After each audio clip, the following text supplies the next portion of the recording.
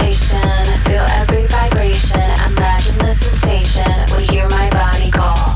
Give into temptation, feel every vibration, imagine the sensation, will hear my body call. I get you, you get me. I get you, you get me. I get you, you get me. I get you, when you hear my body.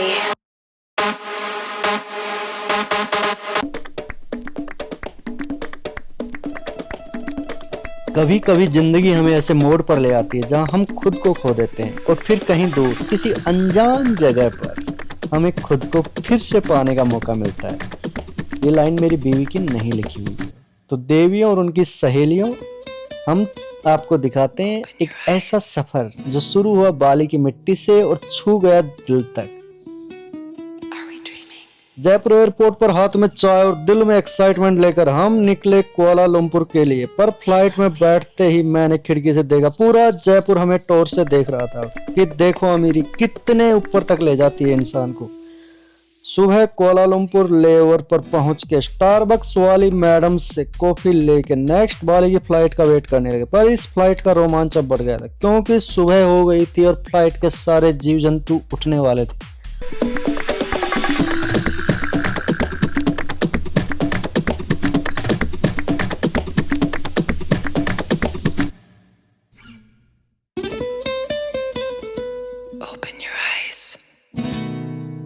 Bali airport पर लोग trolley bag को झूला झुला रहे थे। Airport पर bag उठा के सीधी टैक्सी ली, वो भी 4 छल्लों वाली। इस गाड़ी में बैठ के इंसान दूसरे लोगों को निम्न स्तर का समझने लग जाता है। मुझे भी लगने लगा था कि क्यों जीते हैं ये कीड़े मकोड़े, कनस्तर वाली जीव एक नारली। तभी मुझे ड्राइवर ने कहा कि उतर जा और तेरी झोपड़ी में चला जा गरीब। दिल्ली में 9 साल यूपीएससी की तैयारी करने के बहाने जो बिहारियों ने सिखाया था वो था चावल खाना। राइस से मेरा लगाव इतना बढ़ गया था कि मैंने बाली जाकर राइस टेरेस पर नदी किनारे झोपड़ी ले ली। यहीं पकाऊंगा और यहीं खाऊंगा।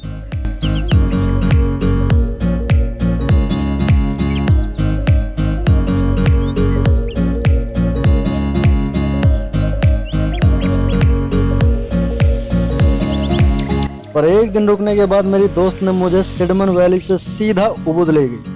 पर मैंने उसके सपनों पर पानी तब फेर दिया जब मैंने फिर से उबुद में राइस फील्ड के बीचों बीच रिजॉर्ट ले लिया और ब्रेकफास्ट में राइस से बनी डिश ना से गोरेंग ही मंगवा ली। इसलिए वो नाराज हो गई।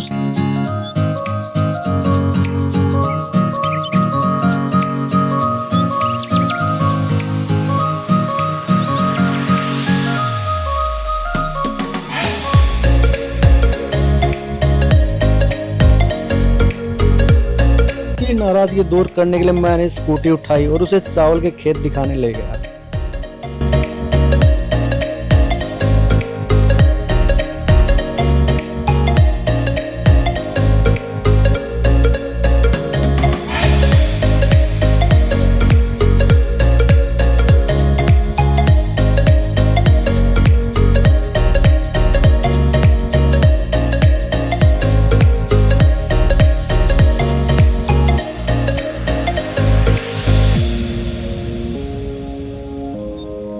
तभी हमारी नजर बाली में आई एक स्कूटी गैंग पर पड़ी। जो लोग 5-7 दिन बाली में रुकते और यहाँ पर मजे काट के भाग जाते थे, इसको ये कुछ फैंसी सा वर्ड वैकेशन नाम दे देते थे।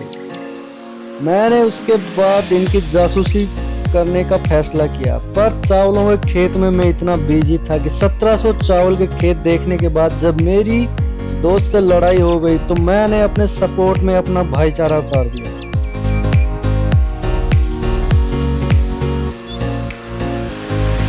गांधी जी के 3 बंदर उबुद के मंकी फॉरेस्ट में मेरा भाईचारा इस प्रजाति से हो गया था।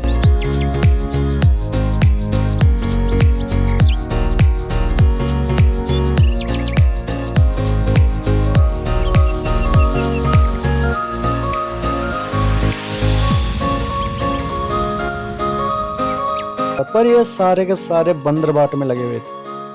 मैंने इनके मखाने चुरा लिए और मछलियों को खिलाने जाने लगा। तभी एक गोरिल्ले से मेरी मुठभेड़ हो गई। फिर मेरी दोस्त ने उसको समझाया कि गुस्सा अच्छे अच्छों खा जाता है। तो वो उसकी बात मान गया कि भाभी कह रही है तो सही कह रही होगी। मैं चुराया हुआ दाना और पानी लेकर मछलियों के पास पहुंच गया और उनमें भुखमरी का टेस्ट करने लगा।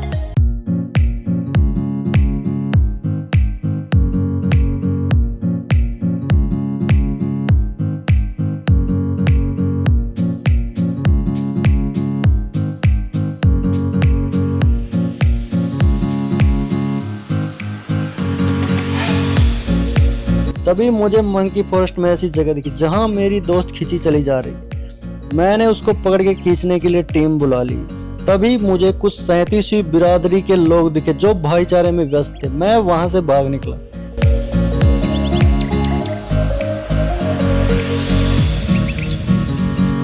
भागते भागते एक इंडियन रेस्टोरेंट में घुस गया जहां पर मुझे एक सऊदी का किंग कॉन्ग प्रिंस दिखा।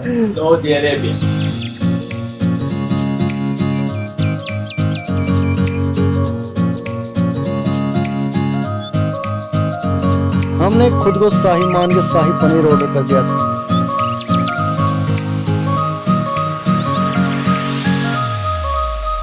तभी बिल देखा, ये लोग तंदूरी रोटी 200 रुपए के हिसाब से चिपका रहे थे। मैंने हिसाब बराबर करने के लिए इनकी चीनी खा ली और सौंफ को मसूड़े के नीचे दबा के वहां से भाग निकला।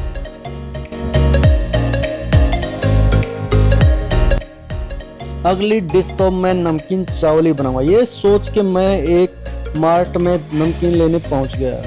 तभी मेरी दोस्त ने मोटे मोटे चश्मे लगाकर प्याज की घटिया क्वालिटी पकड़ ली और छोटी बच्ची को डांटने लग गई।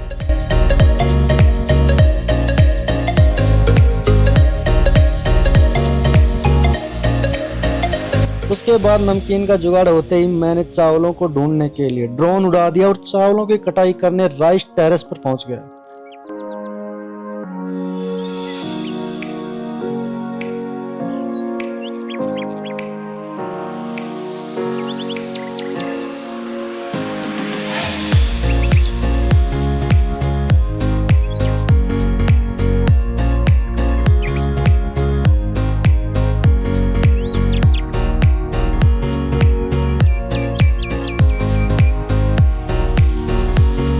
राइस टेरेस पर चढ़ते चढ़ते मुझे कुछ झूले दिख गए और मेरी दोस्त ने वहीं पैर पटक दिए।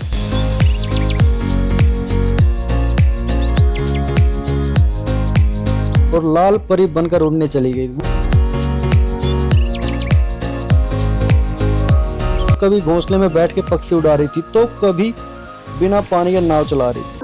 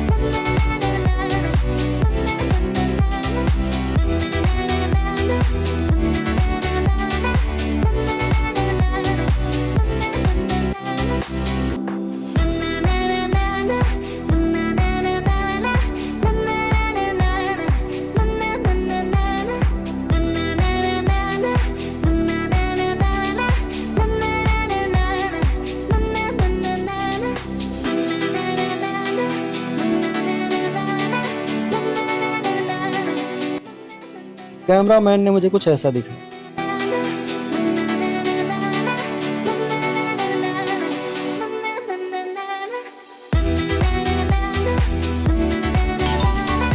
तीसरे दिन की सुबह होते ही मैं और मेरी दोस्त कीचड़ में गाड़ी को फंसाने के मकसद से छोटे बच्चों की लाल गाड़ी लेके निकल गए।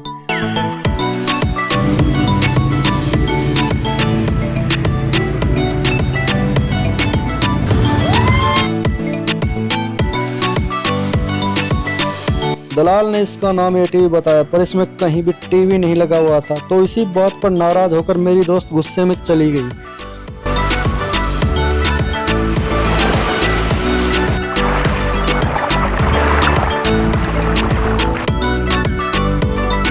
रास्ते में कुछ लोग खजाने की खोज में माउंट बटूर नाम का पहाड़ चढ़ रहे थे और उसको ट्रैकिंग का कोड वर्ड दे रहे थे। मेरी डिटेक्टिव दोस्त ने उनकी बातें सुन ली और उनके पीछे पीछे जंगलों में आ गई थी।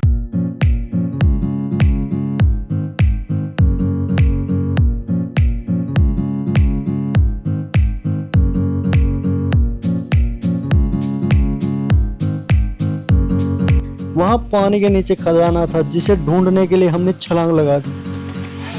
पानी में छलांग लगाने से खजाना तो नहीं मिला, पर डिटेक्टिव दोस्त का दिमाग ठंडा ठंडा कोल कोल हो गया। 250 लीटर पानी और हरी घास खा के हम वहां से वापस रिजोर्ट आ गए। बिल्ली को देख के इसका माथा ठनक जाता था। 2.5 मिनट में जब बिल्ली ने 5 बार रास्ता काट दिया तो डिटेक्टिव ने खाना मंगवा लिया और बिल्ली को सैलेड खिलाकर उसका बदला पूरा कर लिया।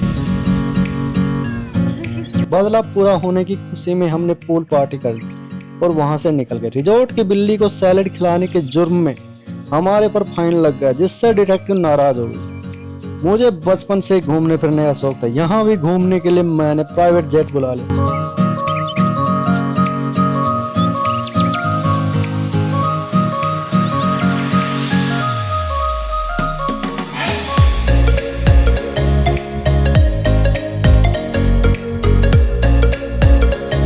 पर पायलट ने कहा कि एयर ट्रैफिक ज्यादा होने की वजह से हम बाई रोड चलेंगे, वहां से रास्ते में चावल के खेत भी देख लेंगे।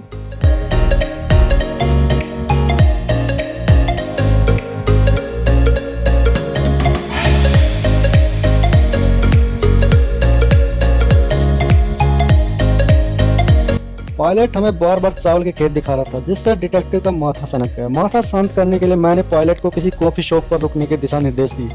कॉफी शॉप के बाहर 2 ठठेरे बैठे थे। अंदर जाते ही डिटेक्टिव की जिज्ञासा ने पायलट का भी माथा घुमा दिया।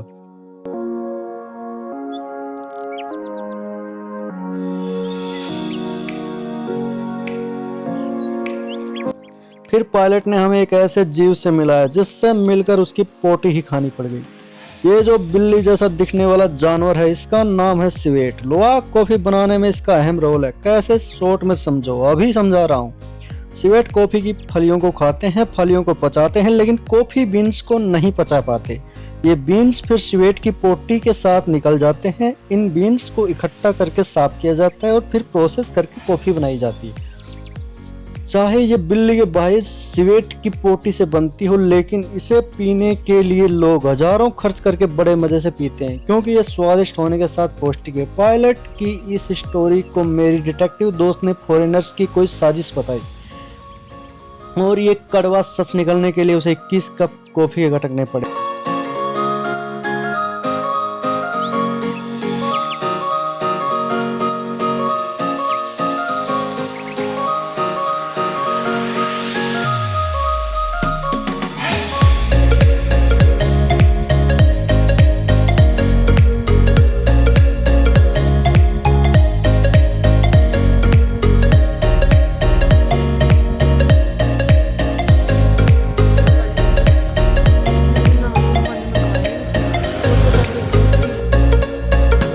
लालची दोस्त को अब बड़े साइज का नारियल दिख गया था, तो कॉफी को ही भला बुरा कहने लग गई। और 2.5 लीटर का नारियल पानी अकेली गटक के जब उसने डकार भी नहीं ली, तब मैंने सोचा कि अब मेरे नसीब में तो पीने के लिए रिजॉर्ट के स्विमिंग पूल का नीला पानी ही है।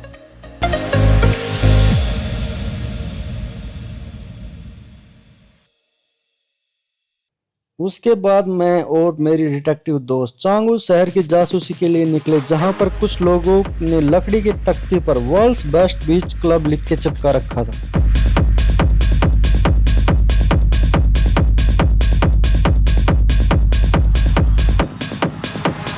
हम उनका पर्दा पास करने के लिए अंदर घुस गए। अंदर जाते ही उन्होंने हमारी आंखों पर लाल गुलाबी लाइट मारी और हमें कम दिखने लगे। हमने सभी से रिक्वेस्ट की कि हमें बाहर जाने का रास्ता बता दो, पर वो लोग कुछ भी न सुनने का नाटक करने लग गए। ये लोग पेप्सी की काला बाजारी में लगे हुए थे। पेप्सी में पानी मिलाकर पिलाते थे और पैसे भी पूरे ले लेते थे।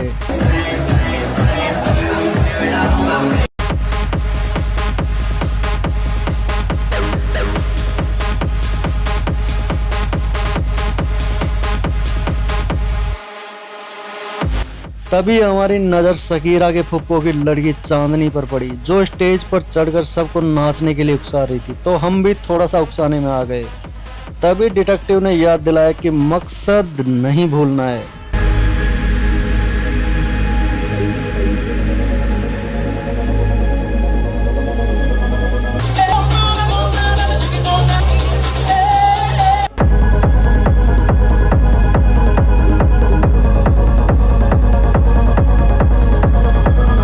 और हमारी नजरों में वहां का डॉन बीरपाल आया। बीरपाल भाई की गैंग के लोग हाउसफुल 5 से इंस्पायर लग रहे थे। चेहरा मास्क से छुपा के कुछ अंदरूनी खेल खेलने में लगे हुए थे। 2 बिलोटे उनका साथ दे रहे थे। एटीएम वाले लोंडे को हार्ले मिलने की खुशी में सब नाच गा रहे थे। तभी बिल्ली मौसी भी थिरकती हुई चली गई। तभी हमें लाइटों के झुंड से गेट दिखाई दे दिया और हम अपनी जासूसी जेब में डाल के वहां से 9 तो 11 हो गए। पूरी रात हम जासूसी कर रहे थे, ये किसी को कानो कान खबर ना हो, इसलिए सुबह होते ही हम काली गाड़ी में बैठ के दूसरे रिजॉर्ट में भाग गए।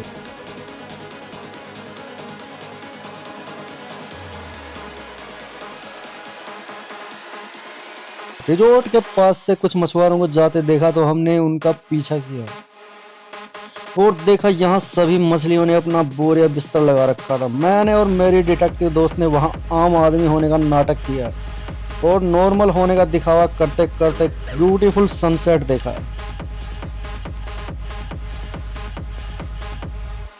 और आम आदमी की तरह फोटो खिंचाने लगे। सेमिनियाक बीच के पास छोटे छोटे क्यूट क्यूट कैफे हैं, पर इस बीच की भीड़ भाड़ से दूर अपने मिशन के लिए प्लान सेट करने के लिए हम पैटीटेंजे बीच आ गए।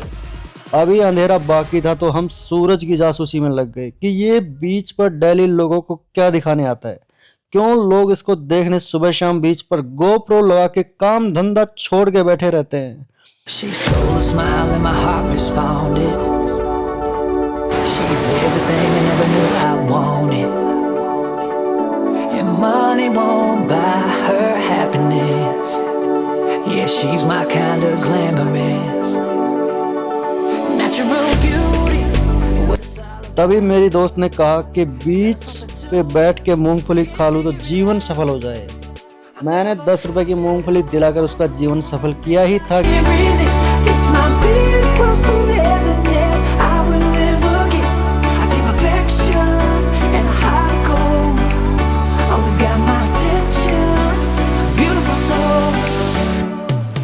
वो पेंटिंग दिलाने की बात पे आ गई।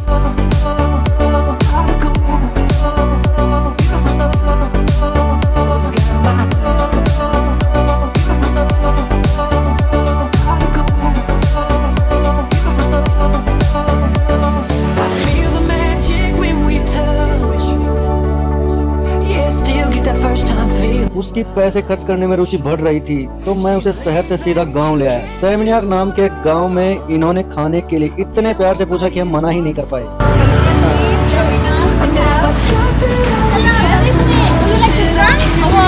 जहाजों का बेड़ा लेकर हम अगले दिन की सुबह नूसा पेनिडा नाम के आइलैंड की तरफ चल पड़े। जहाजों का काफिला लेते समय सोचा ही नहीं था इसका पैसा भी देना पड़ेगा, क्योंकि इन्होंने हमें घेर के हमसे जबरदस्ती पैसे ले लिए। तो मेरी दोस्त ने उनके बीच को ठोकर मार के तोड़ दिया और घोषणा कर दी कि आज से इसको सब ब्रोकन बीच के नाम से जानेंगे। उसके बाद डायनासोर जैसी जगह कैलिंग क्लिंग क्लिप पहुंचे और पानी को मंत्र मार के नीला कर दिया। गुस्से गुस्से में पहाड़ के कई टुकड़े कर दिए।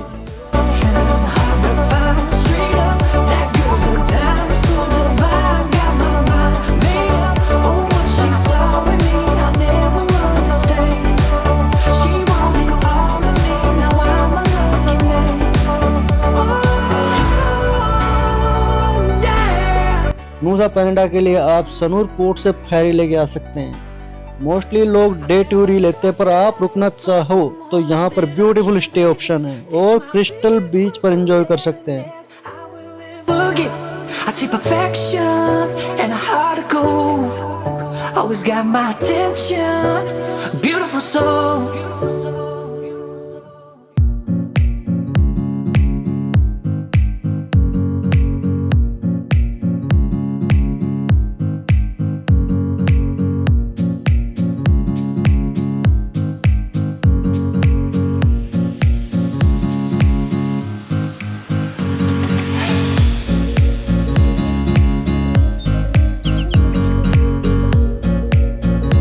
नूसा पेनेडा के मिशन के सक्सेसफुल होने के बाद नेक्स्ट डे फेरी लेके हम अपने अगले मिशन पर उलुवाटू नाम की जगह पर आ गए। उलुवाटू नाम सुनकर मेरी दोस्त ने सोचा वहाँ उल्लू रहते होंगे और उनकी जासूसी के लिए पेड़ों के बीचों बीच एक घोंसला ले लिया, जिसे सभ्य समाज के लोग ट्री हाउस बोल देते हैं। वहां से गाड़ी पकड़ के हम उलुवाटू टेम्पल चले गए।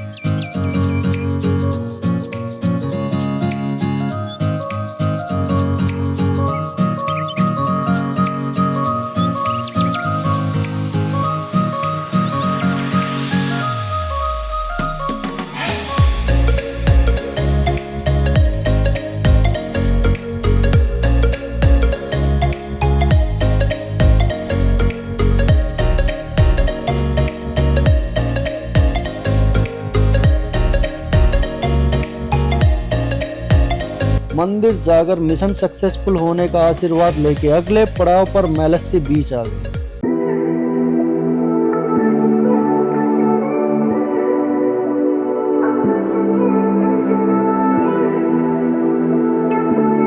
मेलस्ती बीच पर केचक नाम का डांस होता था। हमने 2 टिकट कटाए और चोरी छिपे समुद्र की लहरों को बंद कराने के लिए चले गए।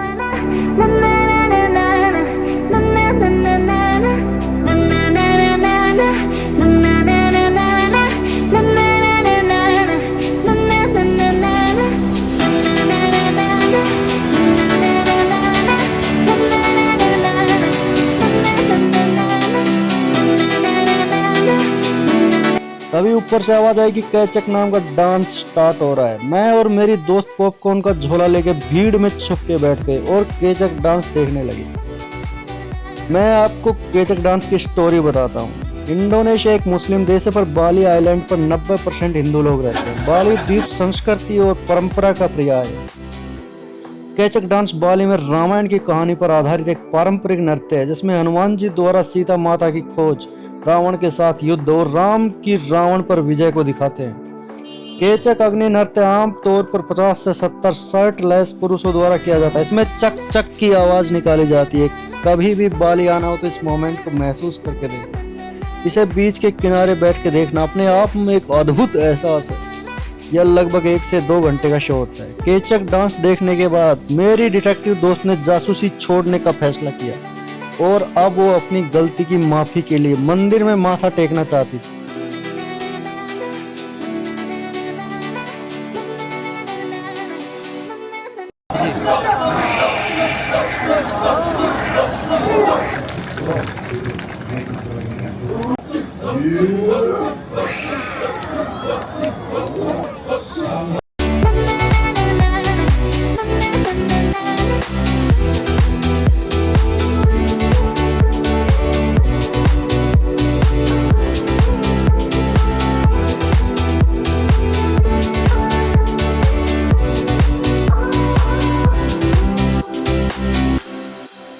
अगली सुबह वो सीधा मुझे तानालोट टेम्पल लेके गई। तानालोट टेम्पल बाली में एक प्रसिद्ध हिंदू मंदिर है।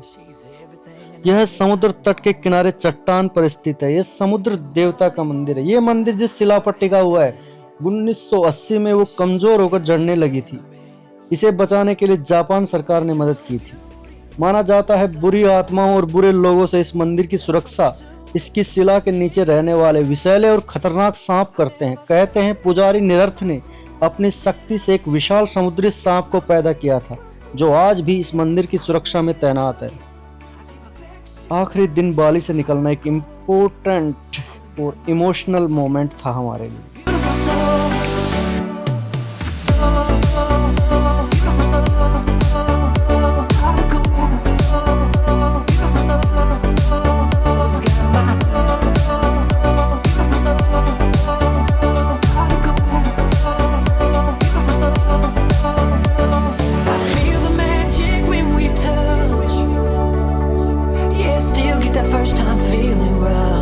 चेहरे पर झूठी हंसी और एयरपोर्ट की चमक दमक फीकी लग रही थी।